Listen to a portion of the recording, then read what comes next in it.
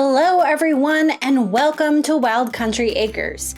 If you are new here to this channel, my name is Janine and I am an accidental country girl who grew up in the burbs.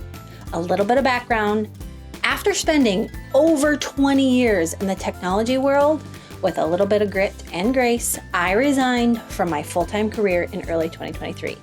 I did this so I could run the family farm alongside with my husband and 2 children, homeschool the kids, and transform our permaculture-esque farm into an educational farm and small business to help support our family. As I mentioned before, my husband and I have 2 kids and we live here on the homestead in central eastern Minnesota, where we grow and hunt the majority of our meat, cook a ton from scratch, as well as grow a good portion of our fresh and shelf-stable goods. We're so glad you're here. So today, I put this together for you, and what I want to show you here is a few different things. Number 1, I want to show you how you can take some apples that are starting to go soft, they don't have that crunch anymore, and turn them into something that you can put on your shelf as a delicious and nutritious and healthy snack for yourself and your family.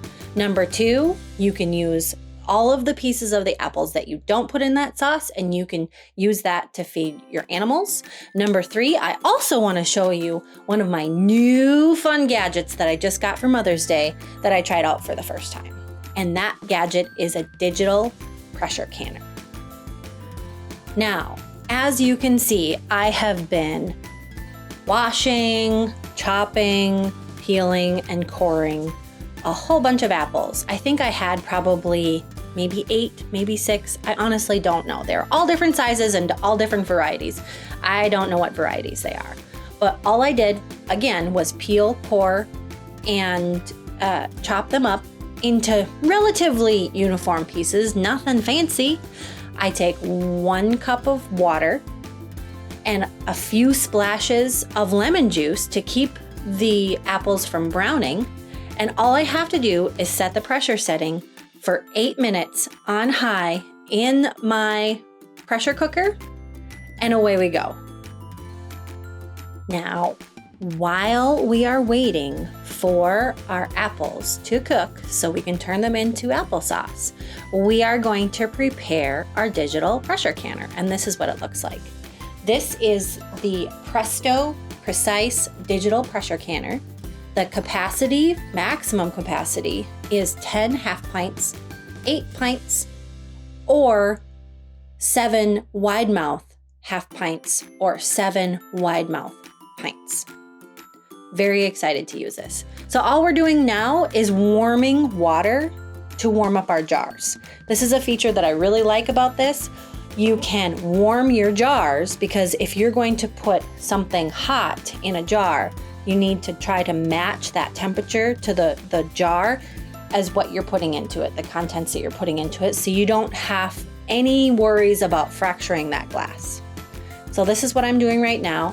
It takes a little bit of time, honestly. You put some warm water up to the fill line. I believe it's about 2 quarts. And then you fill each jar roughly halfway with warm water as well. All you're going to do now is you're going to slowly rotate the control knob to boiling water can. It's going to flash. You press the control knob to select it. Lights up, rotate the knob, and then verify the right programming time canning time, which for this recipe is 20 minutes. Then you're just going to hit the start button. It's going to say insert jars, which is what I'm doing right now. And then you press it again and it's going to warm your jars. Now I want to be super clear here. We are not pressure canning our applesauce.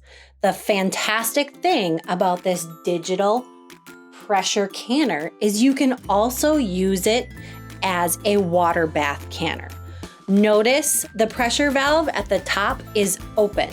You always, A, want to leave that open when you're warming up the jars, and B, leave it open when you are only water bath canning.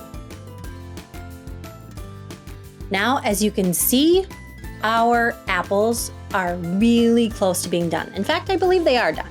So because I know this has been messy before, I'm gonna put a flour sack towel over the top of my pressure cooker and release that pressure. This recipe specifically calls for a quick release, not a slow release that comes down naturally, but a quick release. And sometimes when you do that, it sputters and spits liquid everywhere because this is a very liquidy type recipe. All right, well, my pressure cooker, AKA Instant Pot, which is not actually an Instant Pot, has quickly and effectively come down from pressure, and you can see because the red pressure gauge has sunken in.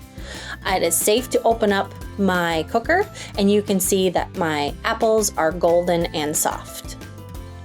What I'm going to use now is called a stick blender or an emulsion blender. This is another one of my little trinkets that makes my life really easy. It doesn't have a lot of dishes and it works really slick. So I'm being careful not to scrape this on the bottom, but all I'm doing is blending up this applesauce. If you like chunkier applesauce, you could definitely mash it with a potato masher instead, but my family likes silky smooth applesauce. Once you reach the consistency you desire, simply remove the stick blender and continue on with your recipe. Now, the next step is what I'm going to do is optional. You can add sugar or you cannot add sugar. It depends for me on the sweetness of the apples and how tart and how much lemon juice I have to use. So actually I'm adding lemon juice now. So I'm doing a few tablespoons of lemon juice. I didn't have as many and as large of apples as the recipe calls, so I'm only doing 2 tablespoons. This comes from many years of practice. And then I'm also adding a 1/4 cup, maybe a scant 1/4 cup of real unprocessed sugar. It's not white sugar. It almost looks like sugar in the raw. And I'm just gonna stir that in because it's really, really nice and hot, so there's no weird consistency by adding the sugar. Now it's time to get some canning items situated and ready to go. One of really, really important things that you are going to use is vinegar in canning.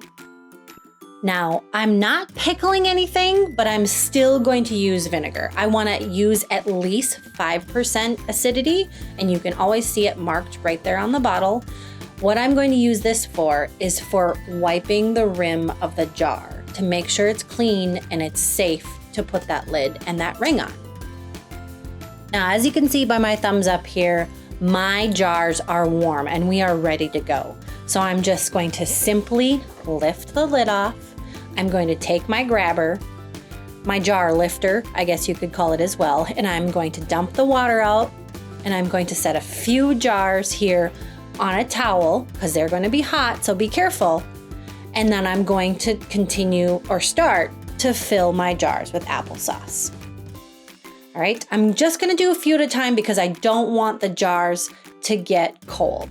So I'm using my funnel. I am scooping the applesauce simply right into the jar. This should be about a cup or so. And I'm going to give this a 1/2 inch headspace. All super simple. Fill up my second jar here, 1/2 inch headspace. And then I'm going to take my vinegar soaked paper towel and I'm going to very quickly but efficiently wipe off the rims of those glass mason jars so that the rim is clean. So when I put that lid on there, it's going to have much less chance of failure and much less chance of not only failure when it's in the canner, but failure down the road to keep my jars on the shelf longer.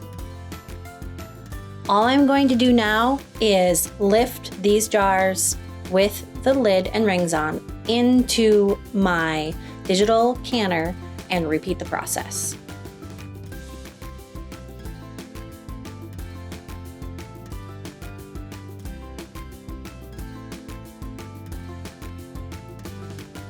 Now all of my jars are in my canner, and I'm going to make sure I have hot water at least 1 inch above the lids of each jar. I am going to lock and seal the lid of my canner, and I'm gonna make sure my vent is open, and I'm gonna hit start, and it's going to go for 20 minutes. Now here, I kind of skipped some time. You can see that my lid is now off. The timer went off. I'm able to take the lid off, but now I have to wait for 2 minutes before I can lift the jars out. This is really important. So we're waiting to take that lid off, and then we're waiting some more. All I'm gonna do is take my lifter once this timer runs through and it beeps at me. I'm pretty sure it beeps at me. And I'm just gonna lift these jars out. I have already laid out a towel because you don't want these jars directly on your counter. Laid out a towel. They are really hot, so be careful. And I am going to let these jars come down to room temperature naturally. Very, very important. Always naturally. Don't let them cool too fast. Once your jars are cool, it should take about 24 hours. You can safely take off the rings, mark them, and put them in storage. To find this recipe, just go right on over to Wild Country Acres website and click on Kitchen Time, then my recipe box, scroll down, click on Cooking. Then you'll be able to easily find the easy applesauce recipe. Now this is not the canning instructions. This is just the recipe for easy applesauce in a pressure cooker. Remember, I added that 1/4 cup of sugar, and here is the link as well. Have a blessed day.